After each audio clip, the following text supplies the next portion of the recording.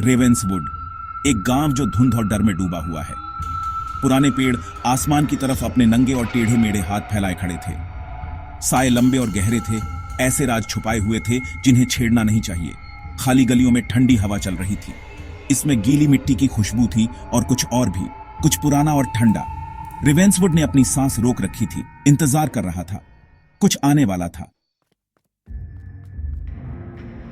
अन्या नाम की एक जवान लड़की ट्रेन से उतरी। उसकी सांस अटक गई। हवा भारी थी, दम घोंटने वाली। अन्या जवाब ढूंढने रेवेंसवुड आई थी। अपने पास्ट के बारे में, अपनी दादी के गायब होने के बारे में उसे क्या पता था। रेवेंसवुड के पास खुद देने के लिए अपने जवाब थे। अन्या गांव से गुजरी। उसकी फुटस्टेप्स पत्थर वाली गलियों में गूंज रही थीं। सिर्फ पत्तों की सरसराहट और दूर कहीं कौओं की कांव काम से ही सन्नाटा टूट रहा था। उसे लगा कोई उसे देख रहा है। उसकी रीढ़ में सिहरन दौड़ गई। क्या यह सिर्फ हवा थी या कुछ और भयानक? उस रात फुसफुसाहट शुरू हुई। पहले धीमी, जैसे पेड़ों से हवा गुजर रही हो, लेकिन वे तेज होती गईं, जोरदार।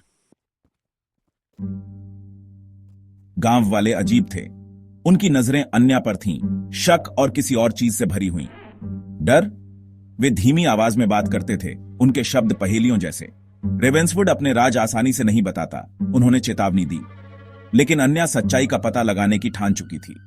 भले ही इसका मतलब रेवेंसवुड की सतह के नीचे छिपे अंधेरे का सामना करना हो।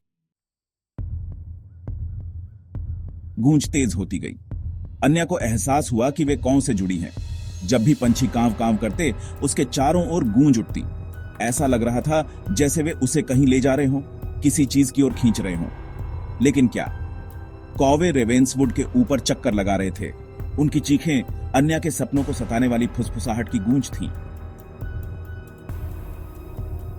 गूंज अन्या को गांव के किनारे पर ले गई, एक टूटे हुए एबी तक जो धुंध में छुपा हुआ था।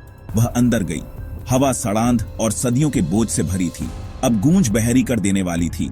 उसे एबी के बीचों बीच खींच रही थी। डर उसे निगलने की धमकी दे रहा था, लेकिन अन्या आगे बढ़ती रही। वह अब पीछे मुड़ने के लिए बहुत दूर आ चुकी थी।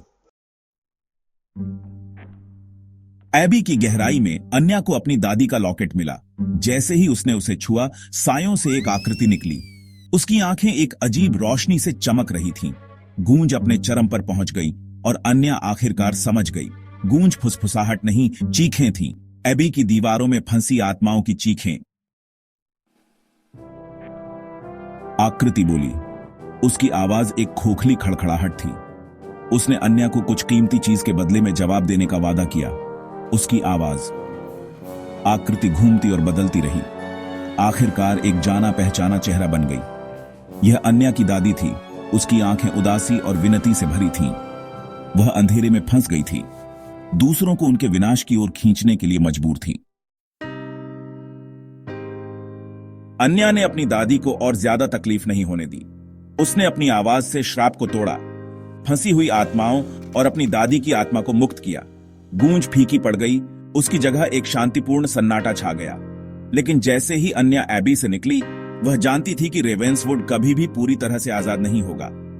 कौवे अभी भी ऊपर चक्कर लगा रहे थे। उनकी चीखें सतह के नीचे छिपे अंधेरे की याद दिलाती थीं। रेवेंसवुड हमेशा अपने राज रखेगा। अगली अनजान आत्मा के अपने जादू में फंसने का इंतजार करेगा।